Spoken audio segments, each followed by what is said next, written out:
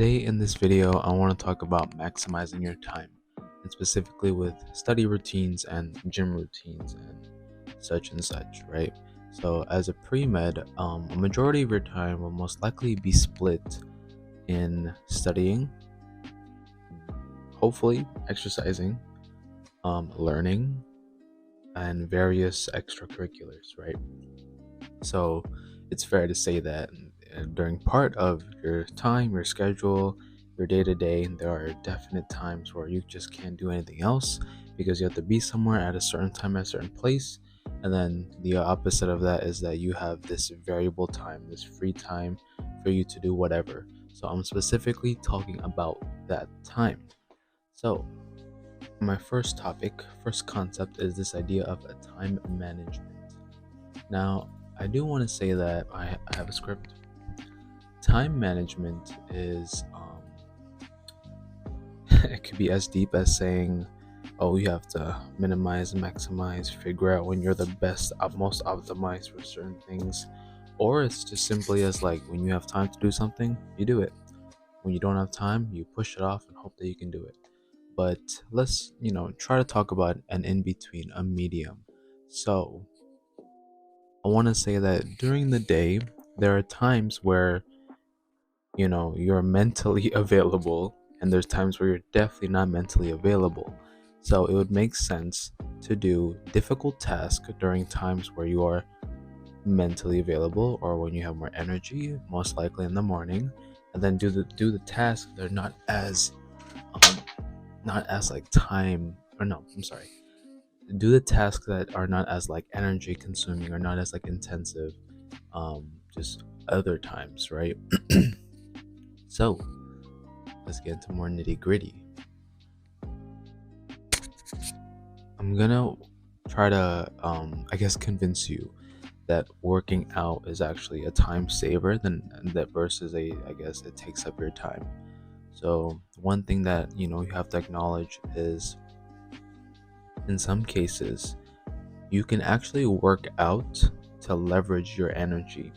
So like if you have a morning class and most people don't like morning classes, but you go to the class and you might come out of the class very tired. This might be a perfect opportunity to go work out because this can counteract that feeling of like, oh, I was just in class, may or may not be interesting, but like you're definitely not super hyped, right? So in a moment like this is a great time to go to the gym and like reset, you know, go to the gym, get the dopamines, get the endorphins, get it going so that when you come out of the gym, yes, you will probably feel tired, but at least you'll have that feeling of like, oh, I don't have to convince myself to do work.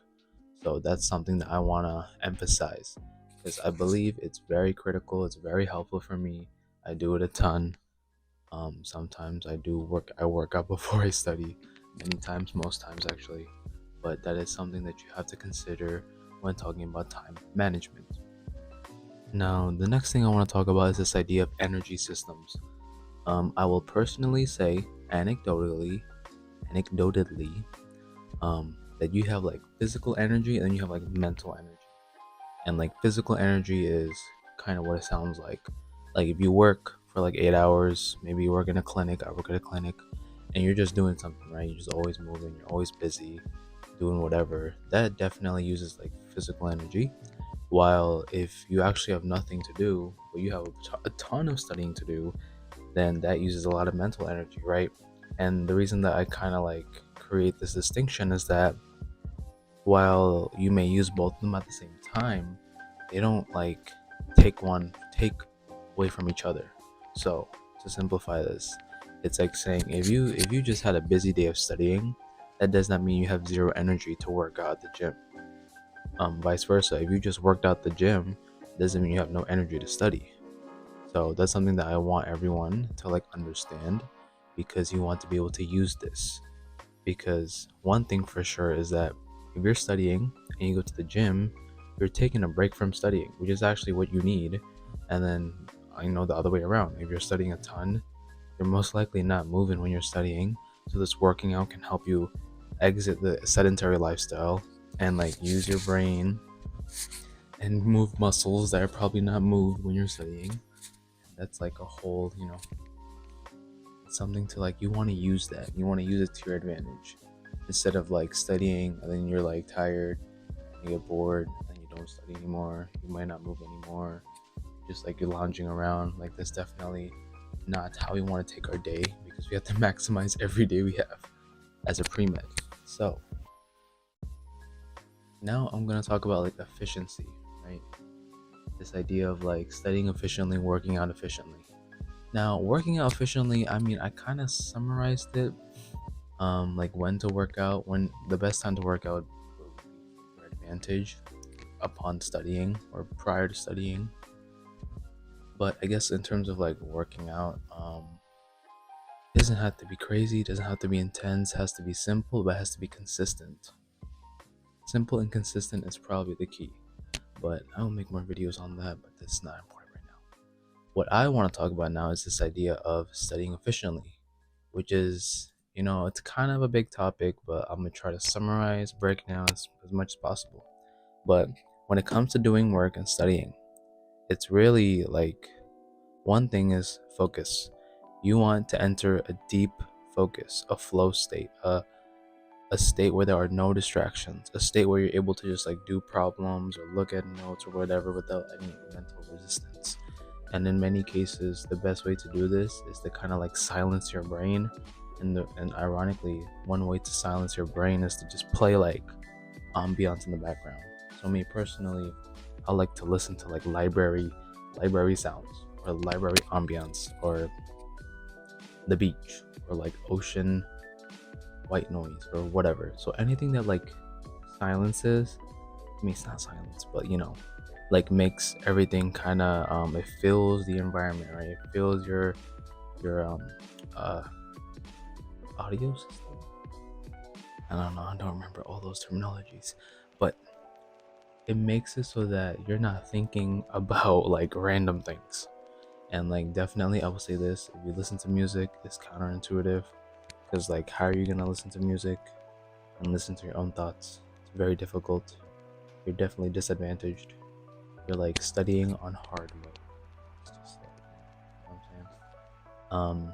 And the other part of studying efficiently is this idea of,